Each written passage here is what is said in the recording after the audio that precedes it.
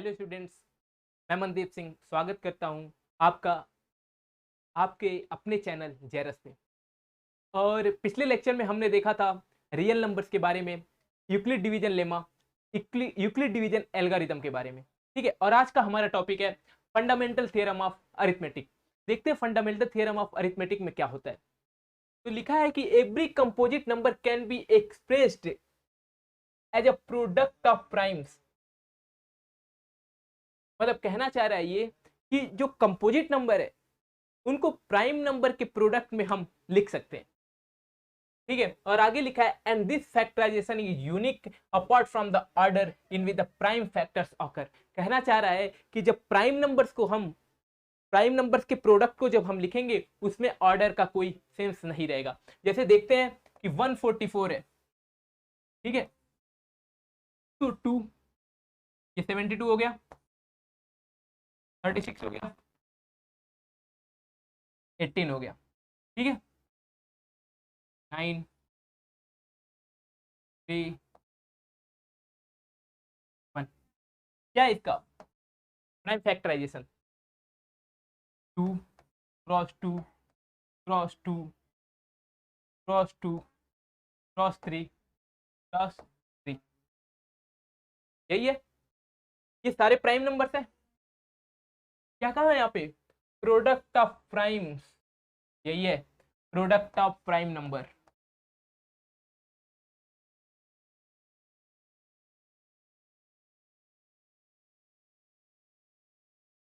ठीक है, वो बोला है कि every composite number can be expressed as a product of prime number. ठीक है, अब बोला है कि इसमें ऑर्डर का कोई सेंस नहीं है।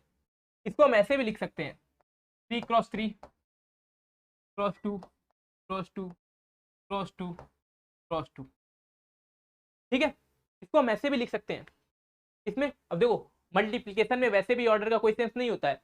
3 क्रॉस 2 भी 6 होगा और 2 क्रॉस 3 भी 6 होगा। यही है हमारा फंडामेंटल थियरम ऑफ अरिथमेटिक। ठीक है, आगे बढ़ते हैं, आगे देखते हैं इस नंबर का प्राइम फैक्टराइजेशन। ठीक है, चेक करते हैं।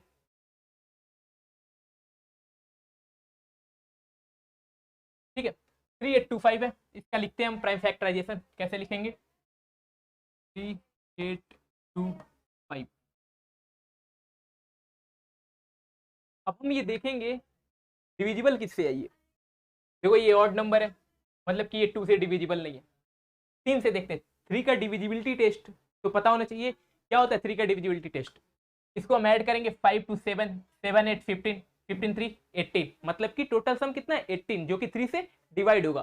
तो 3 से डिवाइड होने का मतलब क्या, 3 से हम कर लेते हैं, कितना हो जाएगा, 3 1 जा 3, 3 2 जा 6, 3 7 जा 21, 3 5 जा 15। अब इसमें देखो ऑड नंबर है, फिर आते हैं 3 पे, 5 7 12, 12 2 14, 115, मतलब कि ये भी 3 से डिविजिबल है। तो 3 3 4 जा 12, 3 2 जा 6, 3 5 जा 15। अब देखो 5 2 7 4 11, 11 3 से डिविजिबल नहीं है। तो हम क्या करेंगे, नेक्स्ट प्राइम नंबर पे जाएंगे। नेक्स्ट प्राइम नंबर 5, 5 5 8 जा 40, 25 हो गया, 5 5 25। फिर आते हैं 5 से 17 टाइम्स में चला जाएगा, और 17 एक प्राइम नंबर है जो कि खुद से ही डिवाइड। ठीक है, ये हो गया। अब इसको हम लिखना है कैसे, फैक्टराइजेशन के फॉर्म में। 3 क्रॉस 3 क्रॉस 5 क्रॉस 5 क्रॉस 17, इसको हमने प्राइम फैक्टराइजेशन के फॉर्म में लिख लिया। ठीक है, अब इसी चीज को हम यूज कर लेते हैं किसमें, फैक्टर ट्री में। फैक्टर ट्री क्या होता है कि होता है क्या, फैक्टर ऑफ चेन। तो चेन ऑफ फैक्टर मतलब कि प्राइम फैक्टर जो है उनका एक चेन होता है। जैसे कि देखो ये चेन है, प्राइम फैक्टर बहुत सारे हैं, प्रोडक्ट ऑफ प्राइम नंबर है, तो चेन ऑफ प्राइम नंबर है। ठीक है, तो इसको हम क्या करते हैं कि एक ट्री के फॉर्म में कन्वर्ट कर देते हैं इन प्रोडक्ट ऑफ प्राइम नंबर्स को। तो ट्री के फॉर्म में कन्वर्ट कर देते हैं, उसको बोला जाता है फैक्टर ट्री। अभी आप देख लेंगे जब हम इसका बनाएंगे फैक्टर ट्री, तो आपको खुद ब खुद समझ में आ जाएगा। ठीक है, तो देखते हैं इसका बनाते हैं। 3 4 3 8 है, नहीं 3825 है 3825। ठीक है, देखो इसका किस पार्ट में, दो, एक 3 यहाँ पे लिखते हैं, यहाँ पे लिखते हैं, फिर 1275 को डिवाइड किया 3 से, फिर यहाँ कितना आ गया 425, फिर 425 को 5 से डिवाइड किया, 5 लिख देंगे, आया कितना है यहाँ पे 85, फिर 85 को डिवाइड किया, आया क्या यहाँ पे 5 से डिवाइड किया, आया क्या यहाँ पे 70। ये हमारा ट्री है, ये हमारा फैक्टर ट्री है। फैक्टर ट्री को पहले हम कैसे रिप्रेजेंट करते हैं, उसके लिए हमें प्राइम फैक्टराइजेशन आना चाहिए। अगर आपको प्राइम फैक्टराइजेशन आता है तो आप इजीली फैक्टर ट्री कर सकते हैं।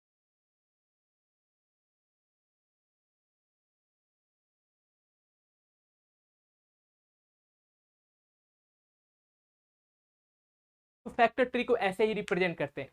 तो ऐसे भी बहुत सारे नंबर दिए होंगे, बहुत सारे कंपोजिट नंबर दिए होंगे, जिनको प्रोडक्ट ऑफ प्राइम नंबर के फॉर्म में कन्वर्ट करके उसको हम फैक्टर ट्री के फॉर्म में लिख सकते हैं। ठीक है, अब हम देखते हैं आगे।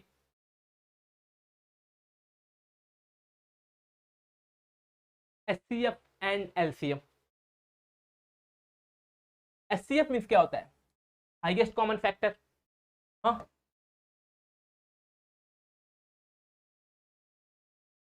Highest common factor. LCM means least common factor.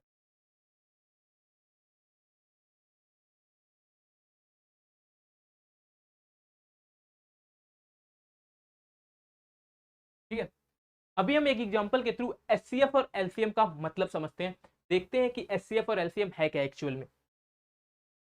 तो जैसे कोई एग्जांपल लेते हैं हम 12 और 16 का।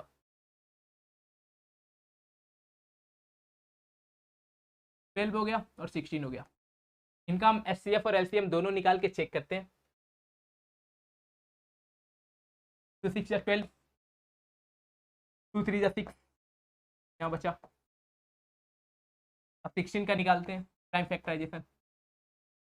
2 8 या 16, 2 4 या 8, 2 2 या 4, 1 हो गया।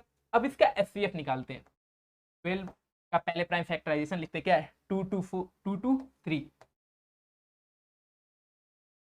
16, 16 के फैक्टर क्या है, 2 क्रॉस 2 क्रॉस 2 क्रॉस 2। ठीक है, अब एचसीएफ निकाल के देखते हैं क्या होता है। एचसीएफ निकालना तो आसानी है, देखते हैं। कॉमन क्या है, ये कॉमन है, ये कॉमन है, दो ही कॉमन है, मतलब कि एचसीएफ कितना हो गया 2 क्रॉस 2 4। एलसीएम निकालते हैं। एलसीएम देखो ये दो कॉमन है, इसको लिख देते हैं पहले। बचा कितने नंबर है, बाकी जितने बचे हैं सारे उतार लेते हैं, सारे लिख लेते हैं। क्या बचा 3 क्रॉस 2 क्रॉस 2, कितना हो गया 2 2 जा 4, 3 जा 12, 2 जा 24, 2 जा 48। एक चीज आप नोटिस कर रहे होगे एचसीएफ और एलसीएम में। एचसीएफ क्या है कि जब आप एचसीएफ का टेबल पढ़ोगे ना 4 का, तो आपको ये ए और बी दोनों मिलेंगे। तो एचसीएफ एक ऐसा नंबर है जिसका आप टेबल पढ़ोगे तो आपको दोनों नंबर ए और बी मिलेंगे। और एलसीएम क्या है, जब ए और बी का टेबल पढ़ोगे ना तब आपको एलसीएम मिलेगा। तो इसे डिसाइड करते हैं, जब कभी भी न्यूमेरिकल लगाओगे तो आपको डाउट होगा अपने आप पे, तो इस बेसिस पे चेक कर सकते हो आप कि मेरा क्वेश्चन सही है या नहीं है। एचसीएफ निकालना हो, एचसीएफ का टेबल पढ़ो, आपको ये दोनों नंबर मिल जाएंगे। नहीं मिलेंगे तो आंसर गलत है। एलसीएम में भी अगर एलसीएम आपने निकाल लिया और उसके बाद इन दोनों नंबर्स के टेबल पढ़ोगे तो एलसीएम आएगा ही आएगा। तो एचसीएफ क्या है, एचसीएफ एक ऐसा नंबर है जिसका टेबल पढ़ने पे हमें जो दो नंबर है वो दोनों मिल जाएंगे। और एलसीएम क्या है, एलसीएम एक ऐसा नंबर है जिसमें ए और बी का टेबल पढ़ेंगे तो 48 मिलेगा ही मिलेगा। ठीक है, तो आई होप एचसीएफ और एलसीएम का मतलब आपको समझ में आ गया होगा। अब आगे देखते हैं इस पे क्वेश्चंस।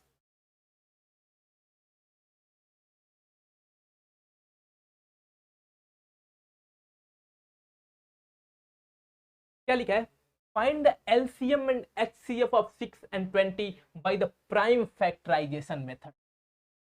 प्राइम फैक्टराइजेशन मेथड से ये निकालने के लिए बोला इन्होंने।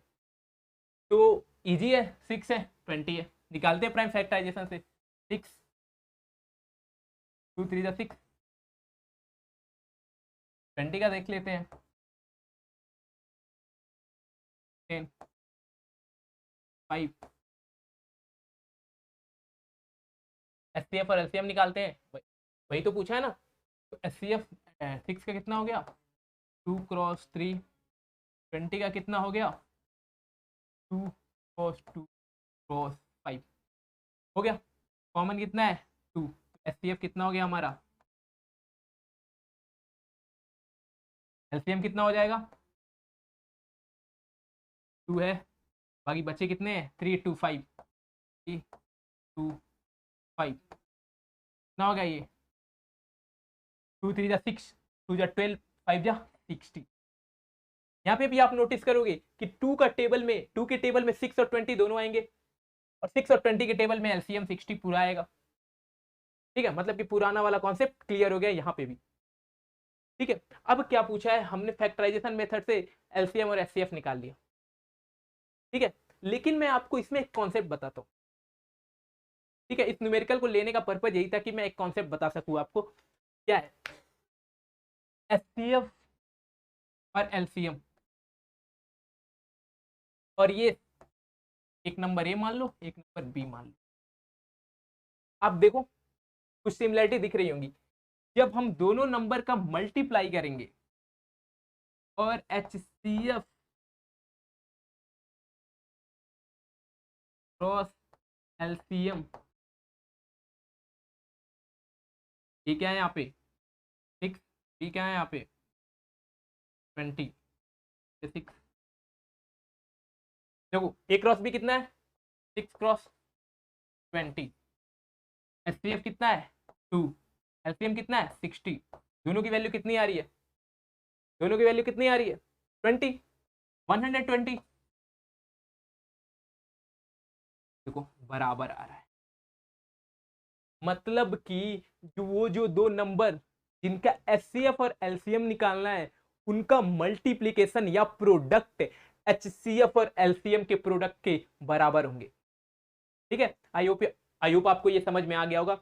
आगे बढ़ते हैं, इस टाइप पे क्वेश्चन देखते हैं कि क्या क्वेश्चन है। नेक्स्ट क्वेश्चन क्या है, next question, using prime factorization find the HCF and LCM of 144 and 198। यही बोला है ना, और बोला in each case verify that HCF cross LCM product of given number.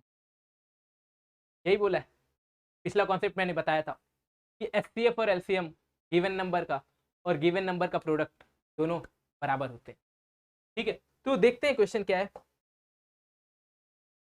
निकालते पहले 144 और 198 का एचसीएफ और एलसीएम।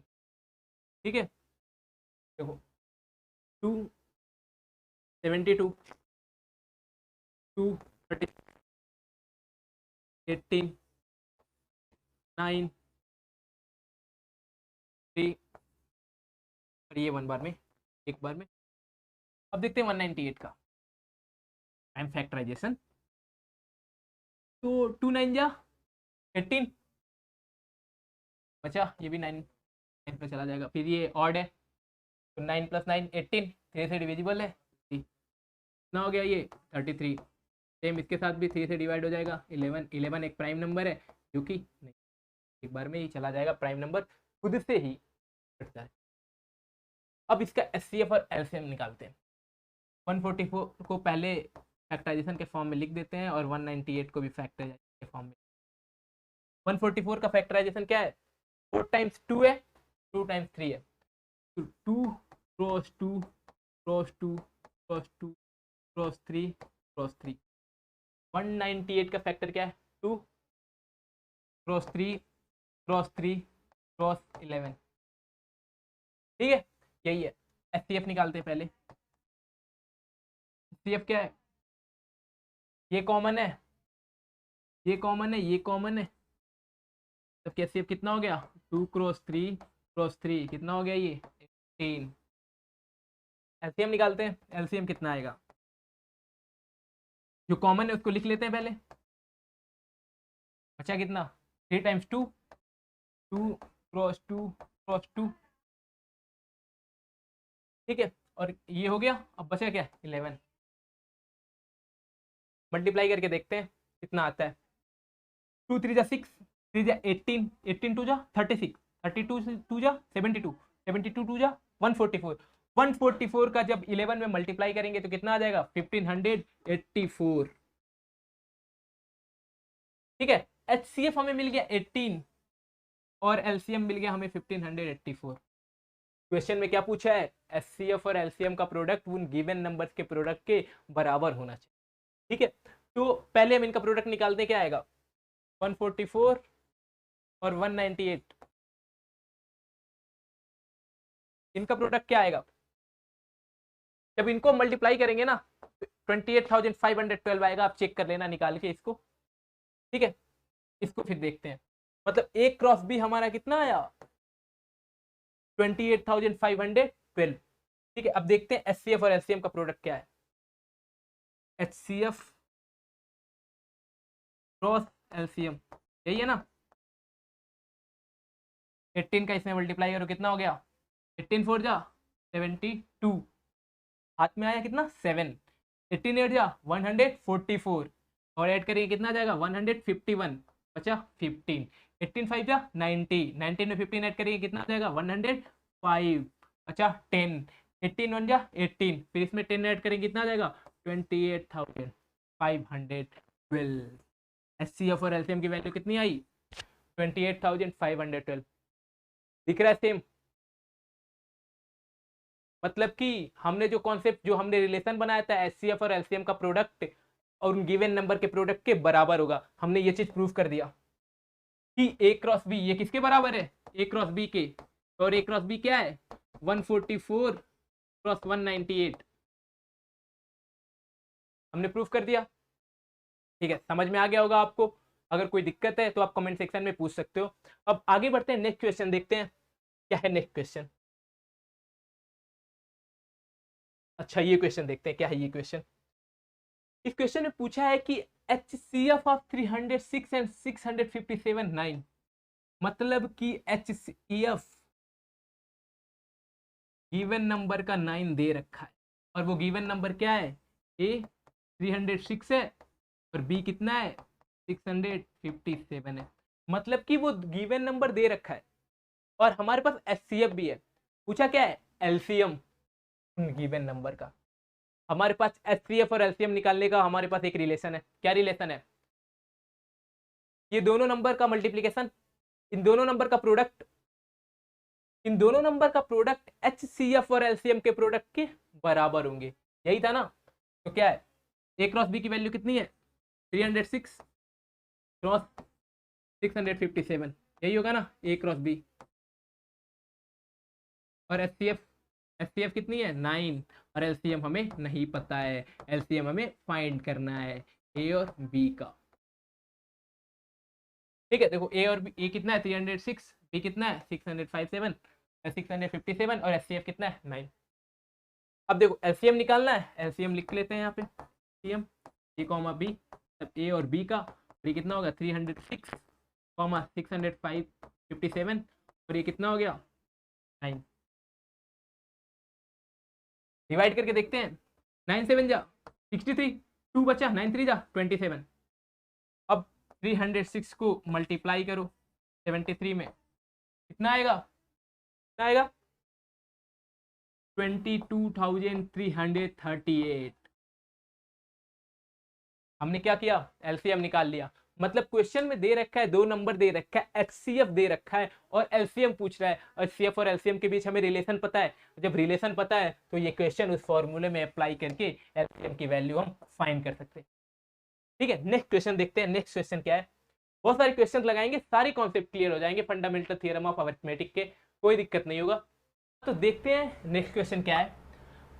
लिखा है कि using prime factorization find the HCF and LCF of 12 15 21। Question दिखने में बहुत ईजी है, प्राइम फैक्टराइजेशन से एचसीएफ और एलसीएम भी निकल जाएगा, लेकिन इसको देने के पीछे वजह क्या है, कुछ खास रीजन है देने का, अभी आगे पता चलेगा धीरे धीरे से। देखते हैं तब तक इसका एलसीएम और एचसीएफ निकाल के, पहले इसका फैक्टराइजेशन करते हैं। 12 का क्या हो जाएगा 2 क्रॉस 2 क्रॉस 3, 15 का क्या हो जाएगा 3 क्रॉस 5,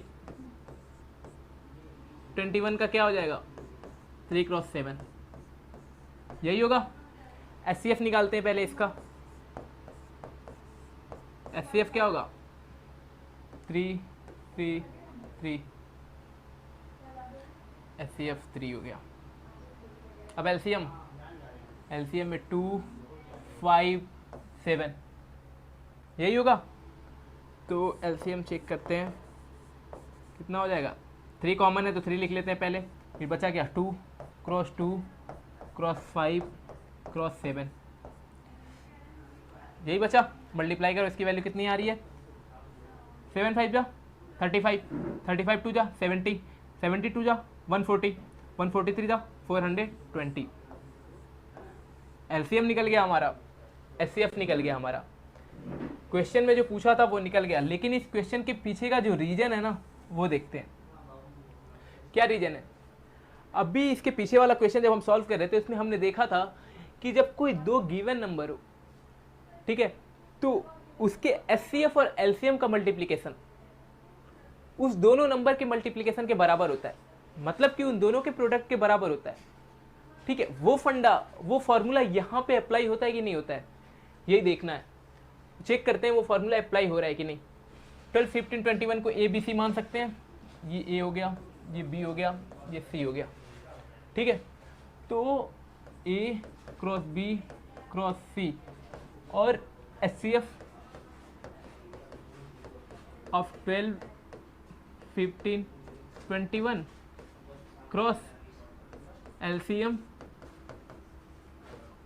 12 15 21, ये होगा। ए क्रॉस बी क्रॉस सी क्या है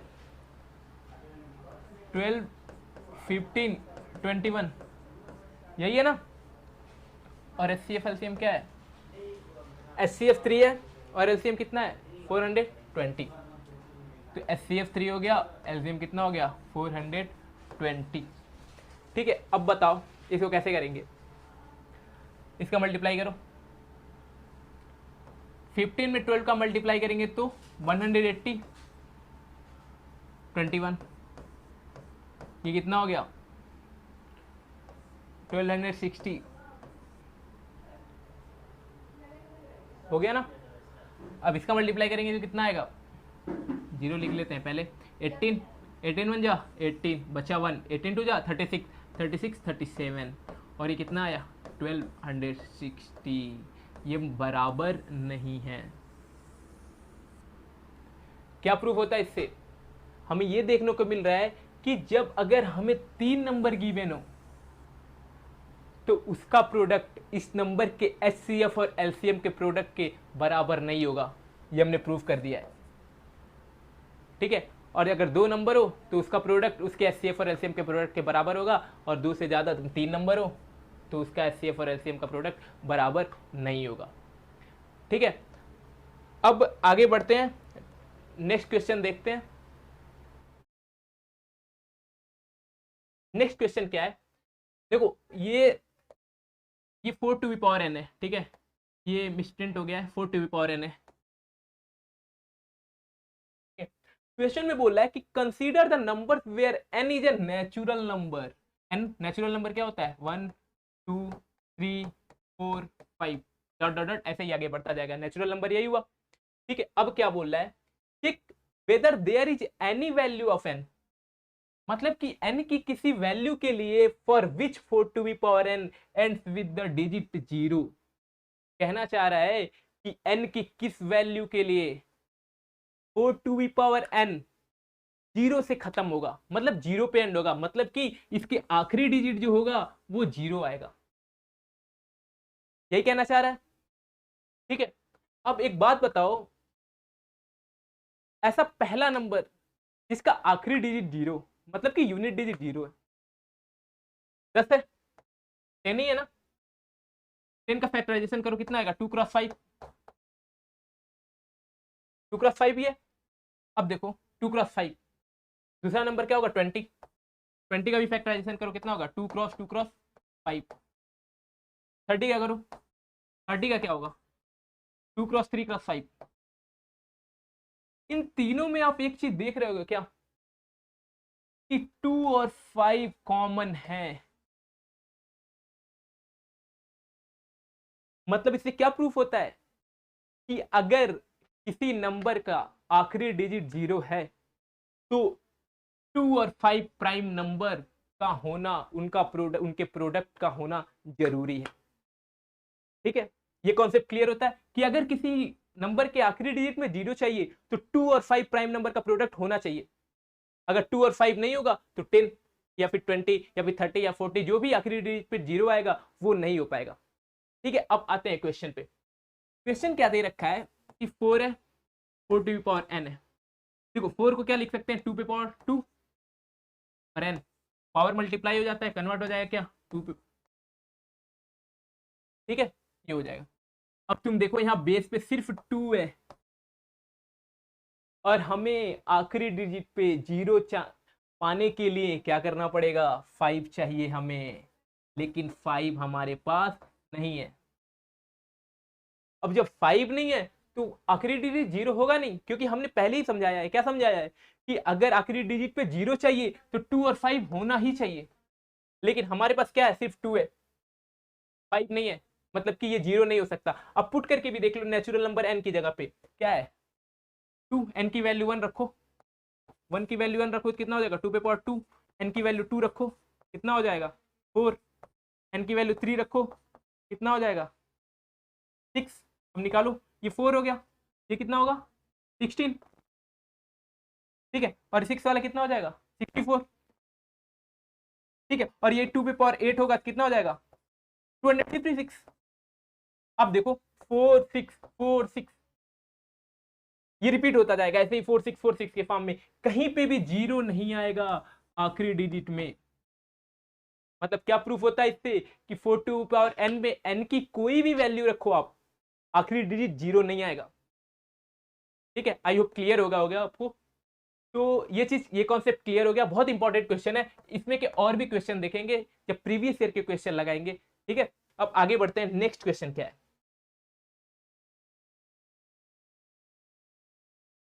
बहुत ही अच्छा क्वेश्चन है, कंपोजिट नंबर। कंपोजिट नंबर के बारे में बताया था मैंने आपको कि कंपोजिट नंबर क्या होता है।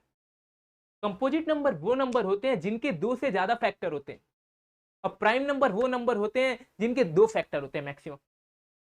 तो ठीक है, कंपोजिट नंबर के 2 से ज्यादा फैक्टर होते हैं, वही पूछा है कि ये जो नंबर है ये कंपोजिट नंबर क्यों है। ठीक है, तो देखते हैं क्यों कंपोजिट नंबर है, चेक करते हैं आखिर क्या ये 7 है, 6 5 4 3 2 1 प्लस 5। अब देखो यहाँ पे क्या है 5 है, 5 कॉमन ले सकते हैं, ले सकते हैं कॉमन 5, 5 कॉमन हो गया, कितना हो गया 7 6 5, 5 नहीं है ना, 5 नहीं है, 4 3 2 1 और क्या +1, क्योंकि 5 कॉमन हो गया है, बाहर निकाल दिया 5 को हमने। ठीक है, अब मल्टीप्लाई करो, कितना आएगा मल्टीप्लाई करने पे 5, इसकी वैल्यू कितनी आएगी 2 3 जा 6, 6 4 जा 24, 24 6 जा 144, और 144 के 7 में मल्टीप्लाई करोगे तो 1008 आ जाएगा, और हमारे पास +1 ऑलरेडी है। ये क्या हो गया 5 1009। अब अगर आप ध्यान से देखोगे ना तो 5 भी प्राइम नंबर है, 5 क्या है प्राइम नंबर, और 1009 भी प्राइम नंबर है ना। मतलब कि 5 के भी 2 ही फैक्टर होंगे मैक्सिमम, और 1009 के भी 2 ही फैक्टर होंगे मैक्सिमम। तो अगर इनको हम मल्टीप्लाई करें तो कितना हो जाएगा ये 5045।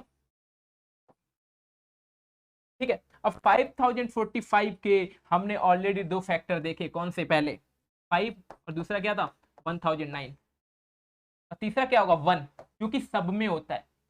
मतलब कि इस नंबर के 3 फैक्टर आ रहे हैं। कौन कौन से?